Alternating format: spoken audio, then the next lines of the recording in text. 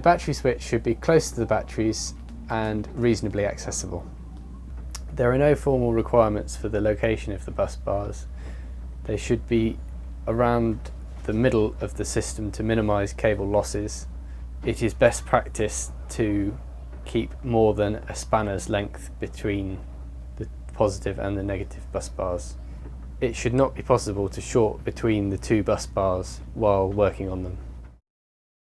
So now we're looking at some of the connections on the positive bus bar. We've got the controller input here. This is the connection to the batteries, and then the output to the inverter here through our block fuse off to the inverter, and finally our DC-DC converter is this smaller cable here. Okay, so here we have the negative bus bar, very similar to the positive bus bar. We've got the negative for the inverter, negative for the DC-DC converter, negative for the controller, negative to the batteries, 48 volts, and our 48 volt to 12 volt link.